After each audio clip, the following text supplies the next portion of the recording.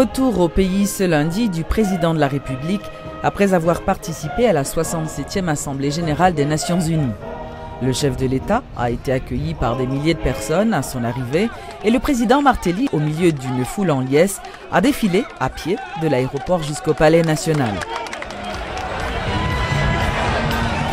Un important dispositif de sécurité était remarqué tout au long du parcours.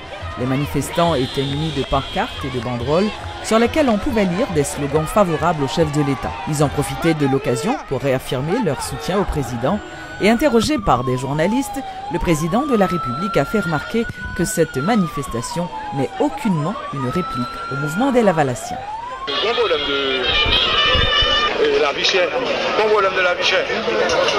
Mais l'idée, c'est pas exploiter la vie chère à des fins politiques. D'ailleurs, si vous avez exploité la des fins politiques, c'est pour dire qu'on est qui doit mener le peuple là, l'offre faire son besoin de faire. Donc, nous-mêmes, nous concernons des problèmes qui sont. Nous connaissons la vie chère, nous connaissons les problèmes logement, nous connaissons les gens qui vont sauter en battante. Et c'est comme ça que nous avons fait. Et nous invitons tout le monde, quand vie gourmet, entrer dans le modèle gourmet, ça avec nous. Vous voyez, à l'école. Faire la caille, créer emploi, créer une stabilité dans le pays pour pas au cap bon. Donc moi c'est ça qui est important dans le moment. Qui passe sur les débats. Ah bon, est-ce que vous pas capable avec ça mon penser, ça mon penser.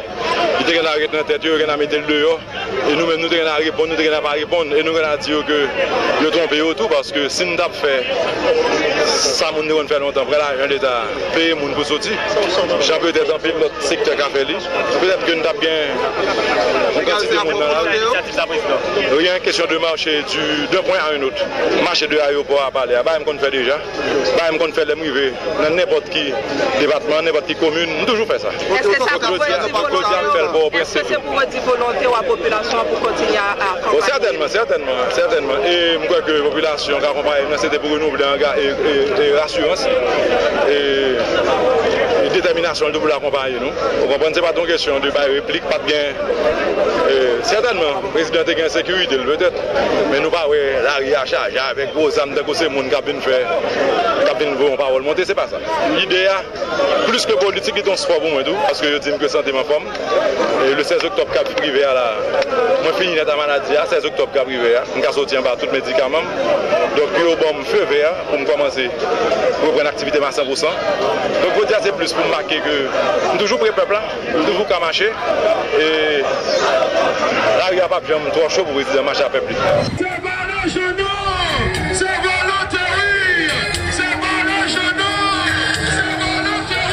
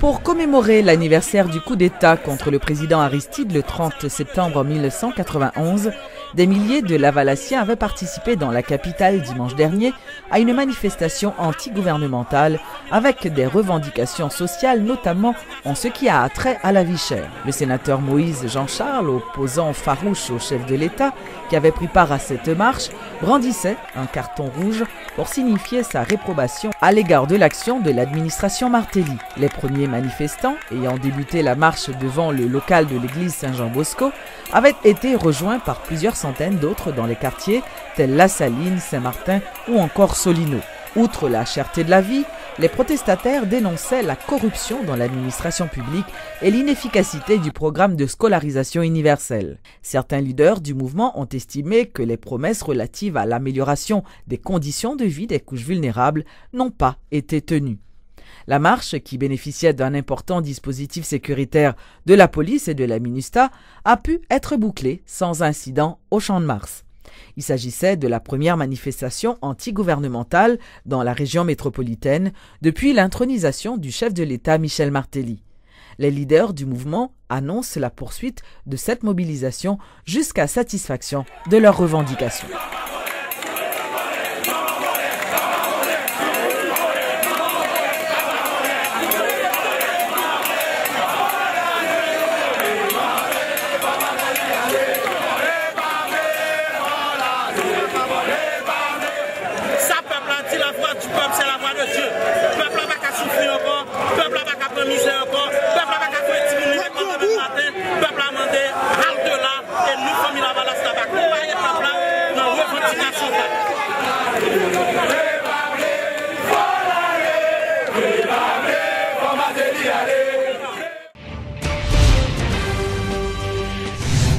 Pour l'ouverture officielle des classes ce lundi, le gouvernement a procédé à la distribution de kits scolaires dans plusieurs écoles de la capitale.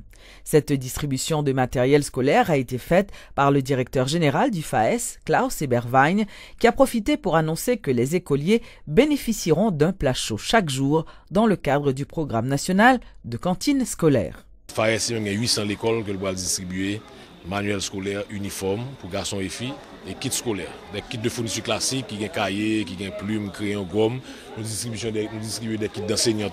Nous avons peut-être que chaque enseignant a reçu un kit côté que tout équipement qui permet d'apprendre Simonio. Et nous avons distribué un kit pour l'école là, qui lui-même a des globes terrestres, qui a des tableaux, des équerres, des instruments géométriques, etc. Une distribution globale et massive qu'a fait dans tout le pays. Nous avons différents acteurs. FAES a 800 écoles avec 120 000 kits et 480 000 uniformes. Et par exemple, nous avons UNICEF qui sont notre gros acteur qui a 750 000 kits. Nous avons des autres acteurs. Donc, son processus va étendre sur 3 et 4 semaines. Donc, on est pour nous arriver dans toute l'école dans le pays, toute l'école nationale. Et surtout, ce qui concerne l'éducation gratis président, c'est eux qui nous avons priorité. Donc, l'école vraiment qui a besoin. Nous connaissons que le président Martelly fait de lancer cette éducation gratis. Et l'hypoco a couvert tout le monde effectivement. Mais actuellement, année, le nombre de petits qui parlent de l'école gratis, c'est 1,2 million. Donc, c'est une bonne partie de petits de 1 à 6 ans, de première année fondamentale à 6e année qui couvrent.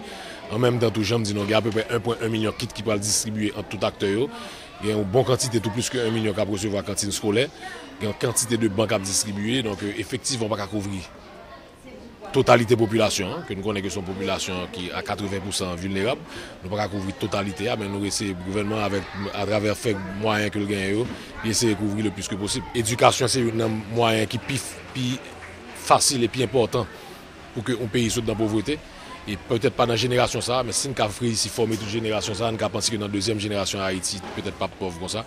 Mais en attendant que nous commençons côté, je pense qu'il faut que tout le monde patient, il faut que tout le monde mette main à la pâte, il faut que tout le monde marche avec le président pour nous sortir Haïti des alliés.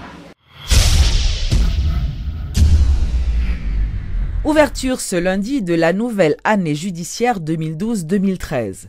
Le coup d'envoi a été donné par le président de la Cour de cassation et du CSPJ, Anel Alexis Joseph. Cette cérémonie, qui s'est déroulée en présence de plusieurs ministres, parlementaires et membres de la diplomatie étrangère, a été cependant boudée par le barreau de l'ordre des avocats mené par maître Carlos Hercule.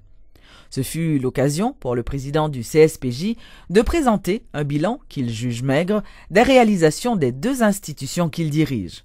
Maître Anel Alexis Joseph a profité pour dénoncer certaines nominations jugées illégales dans les tribunaux et les greffes. La justice haïtienne est toujours perçue comme une justice désespérément lente, où les droits fondamentaux, tels que le droit à la liberté individuelle, à l'intégrité physique, à la propriété, ne sont pas du tout garantis.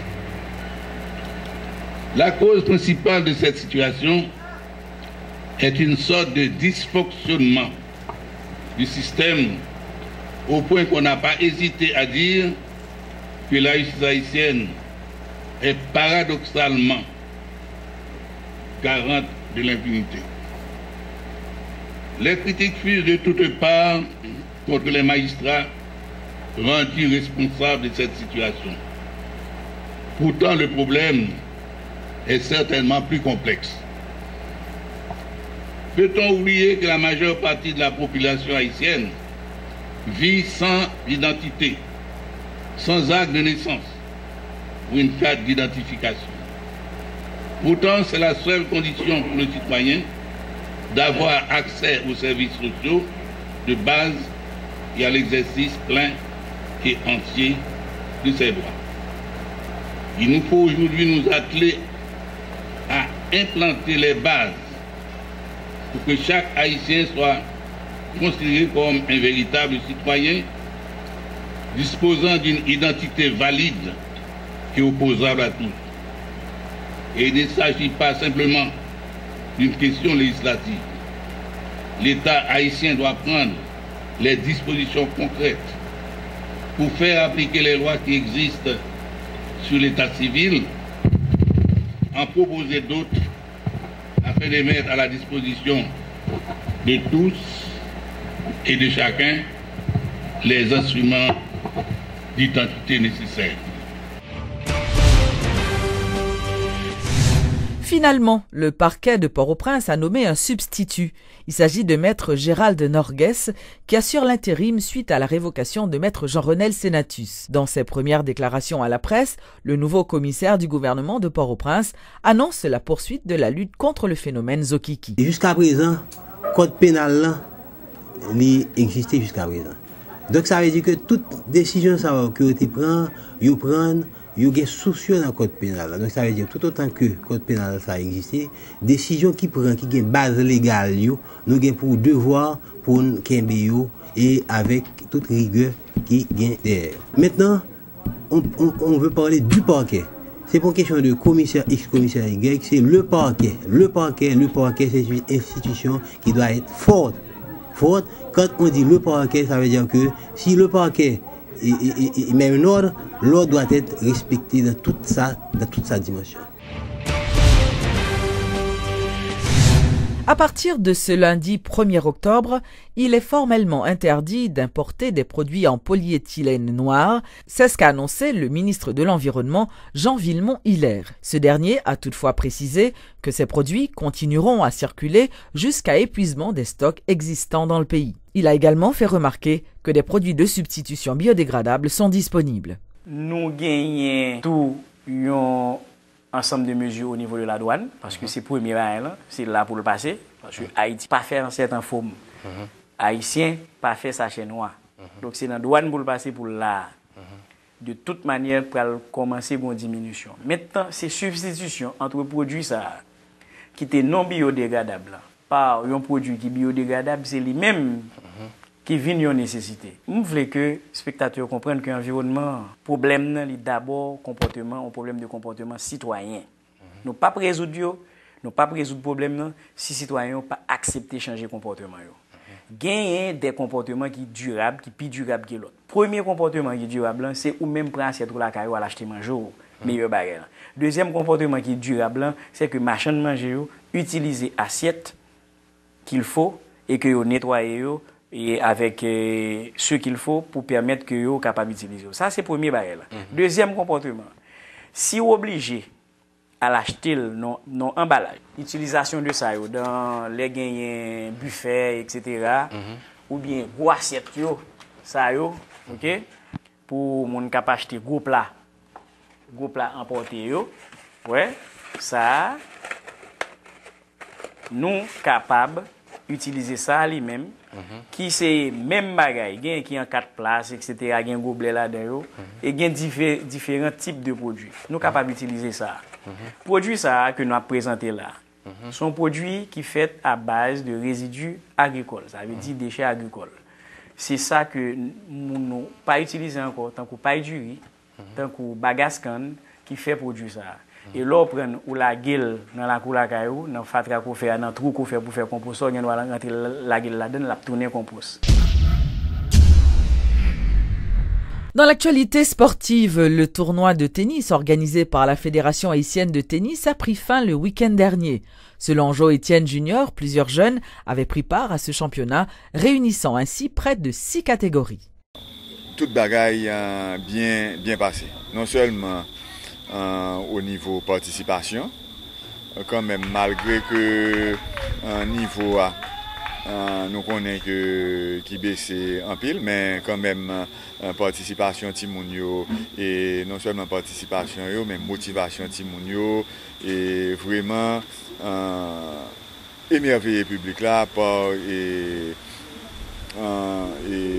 conditions yo et aussi nous a dit comportement souterrain. Ça c'est vraiment c'était on voit en général côté que tout le monde était content au niveau et prestation Timounio. Et là, à ce qu'on a l'autre bagage encore que je dis tout, bon c'est la première fois que moi-même j'ai enregistré que la participation de Tifio. Tifio était présente dans toutes catégories. D'habitude, nous avons peut-être une ou deux catégories, mais là, que était là 10 ans, 12 ans, 14 ans, 18 ans, les filles étaient présentes dans toutes les catégories. Là, bon, et vraiment quand même, et je pense que c'est à continuer.